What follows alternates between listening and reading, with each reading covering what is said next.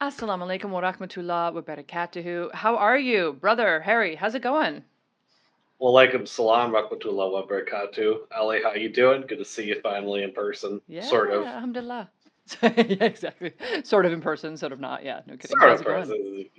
It's We're in the going same time great. zone, at least. Well, no, I guess we're not. We're an hour apart now. Actually, just found out about an hour Is ago. it 2:30 your time? It's 8:30 p.m. Okay. In Bangkok. I'm Yeah. sorry, I said 2030. I meant to say 2030. Yeah, I 20:30. think Yep. it's not that we're in different time zones. We're in the same time, but we have Oh, different prayer times. prayer times. Oh, because you're so Yeah. far south. Gotcha. Yes. I had the same thing going on in Kuala Lumpur. I was in Kuala Lumpur last week visiting family. Oh, My cool. dad lives in Vietnam, and I live Oh, over wow. here in Jakarta with my wife. So we went Lovely. halfway to Malaysia. And Fajr over here is usually around 4:30 to 5 Okay. in Jakarta, Yeah. and over there it's like 5:30 to 6. Oh my gosh, you got to sleep in a little. A little. Unless you're team I tahajjud, don't which really sleep. You know. right. Yeah. Like if you're team tahajjud, you're up no matter what. Like it's like an hour at least before Fajr. So, yeah. I mean, I always I'm like to kind of ask. sort of team Tahajjud. I'm really more Yeah. just of an insomniac. So it's like, I don't want to toot my horn too much Oh. here. Oh yeah, no, Yeah. of course. Um oh, so you're an insomniac. Well, it's probably because you're having coffee at 9:30 at night or 8:30 at night. That Well, might even have if something I to do with stop it. drinking coffee, I'd still have insomnia. It's just a chronic Really? problem. Oh, Had for a long time. alhamdulillah. Yeah, I had it for a long time. Yeah, I Really? started in the army, then it got worse during trucking, and it's not going away. I've No. talked to doctors. They said, nah, it's pretty chronic. Yeah, it's just is Really? what it Oh, is. wow. So you sort of accept it and move on, right? Like, what else are you gonna do? Yeah, I mean, I still sleep. I just sleep whenever I feel tired, and there's no consistency. Trucking really did me in after the army because it Mm. was trucking with your long haul trucking across America. What ends up happening is you're going back and forth across multiple time zones, Oh and you gosh. have different load and unload times. So Right. it just you never have a consistent sleep schedule at all, and just Oof, ruined it. brutal. 5 years of that Yeah. just ruined it. This is what it is. Yeah, no kidding. It is alhamdulillah. Okay, so for people who don't know you, what's your journey to Islam been like? So you're American. Yeah, I'm a Texan and I'm an American. Oh, Texan. Oh, I've cool. been yeah, I've been Muslim for about 5 years now. Oh, Um, okay. my religious background, growing up as a kid, I'm from Waco, Texas originally. Growing up as a kid, Wow. we were kind of moderately religious, not really religious. Right. My parents were kind of into like spiritual but not religious things. Oh, interesting. Like, But what kind of what does that mean exactly? oh, some new age, some meditation, kind of like how you were talking Mm, about yoga stuff. Yeah. right. My I was nominally Catholic growing up.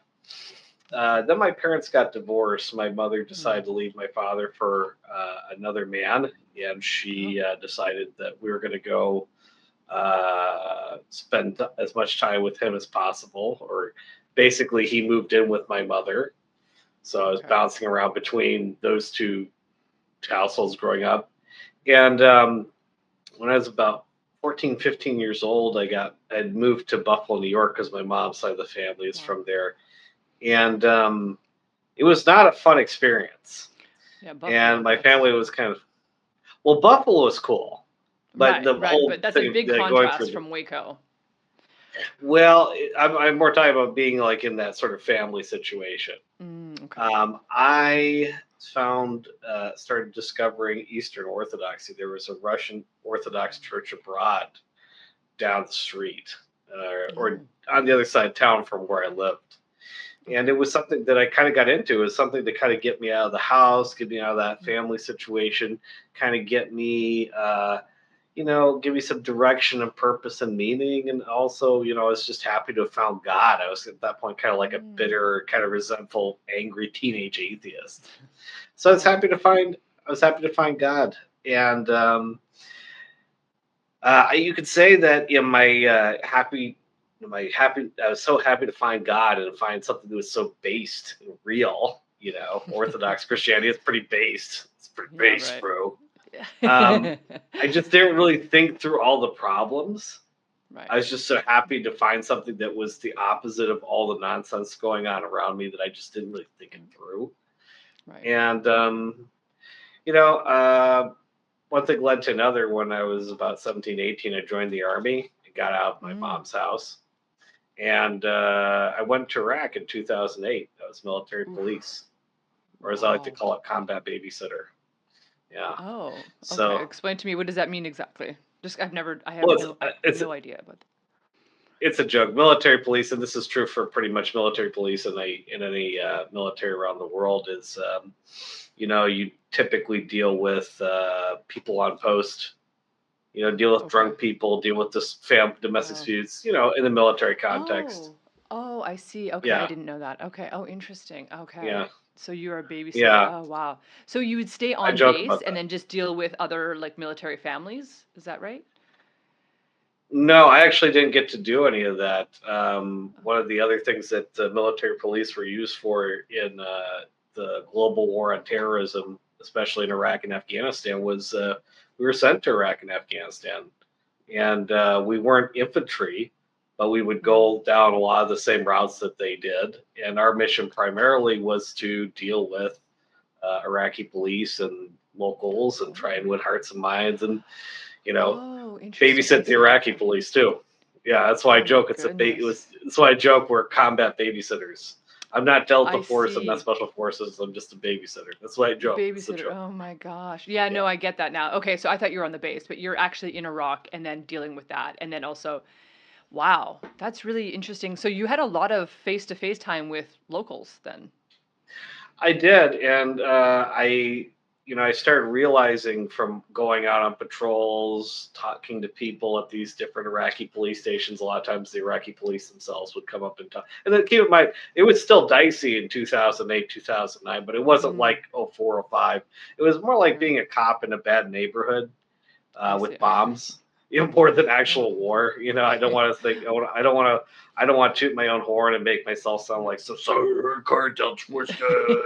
I'm not anything like that. So please Right, don't right. put that Yeah, on me.